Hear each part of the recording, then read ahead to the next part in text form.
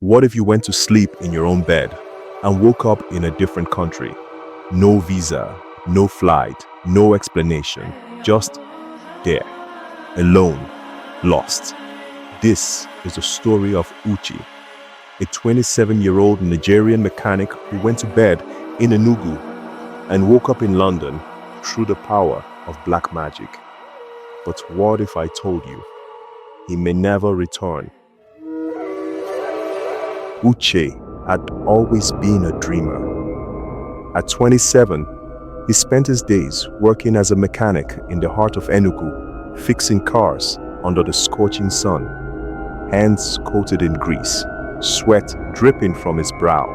Life was tough, predictable, and at times suffocating. He often found himself staring at the sky, wondering what life beyond Nigeria would feel like. London, America, anywhere but here. That night, as he walked home through the bustling streets, he saw an old man sitting on a wooden stool outside a darkened shop. Something about him felt unsettling. His eyes, deep and knowing, locked onto Uche as if he had been waiting for him. "Young man, you are not meant to be here," the old man said, his voice raspy like dry leaves rustling in the wind. Uche scoffed. "Baba, I don't tire. I no get time for stories." But the old man only smiled, revealing rotting teeth.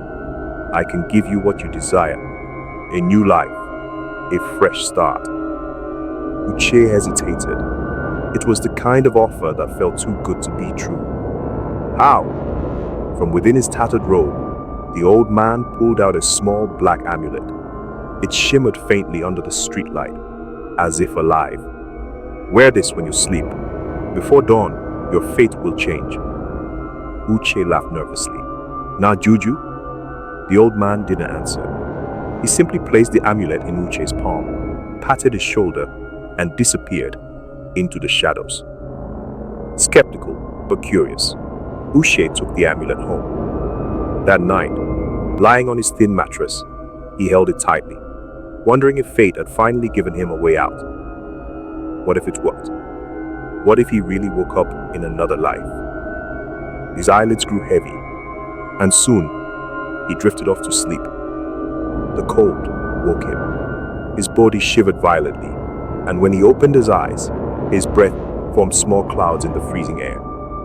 Panic gripped him. This was not his room. The walls were gone, the thin mattress, the small fan, the familiar scent of home. Gone. The pavement beneath him was wet. The streetlights above cast a bluish glow, and the distant rumble of buses and cars filled the air. His eyes darted wildly, taking in the unfamiliar surroundings. Red double-decker buses, foreign-looking signs, people in winter coats walking briskly past him. He wasn't in Enugu. A man nearly bumped into him. "Oi, watch it, mate." The accent, the environment, the cold. He was in London.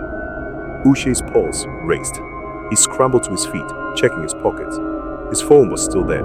Nigerian SIM, no signal. His wallet had a few naira notes, worthless. No passport, no money, no explanation. He turned frantically, trying to find something, anything, that made sense. "Excuse me, sir," he called to a passerby. "Please, where am I?" The man shot him a strange look and walked off. Panic swelled in his chest. His legs felt weak. Had someone kidnapped him, drugged him? Then he remembered. The amulet, the old man, the promise. But this wasn't the dream. This was real, and it was a nightmare. Days passed. He wandered the cold streets, his stomach aching with hunger, his breath shaky with fear. He tried speaking to people, but they ignored him. Some hurried away, wary of his presence. One night, he stumbled upon a small Afro-Caribbean shop. The smell of suya filled the air, warm and familiar. Desperate, he stepped inside. A man behind the counter, a tall Nigerian in a thick sweater, looked at him with suspicion. "Brother, you look lost," the man said. "Please, Uche whispered, voice raw. I don't know how I got here. The shopkeeper frowned. How did you enter the UK without papers? I swear I slept in Enugu and woke up here. The man's face darkened. He leaned in, lowering his voice. This not strong juju. Determined to understand what had happened, Uche searched for answers.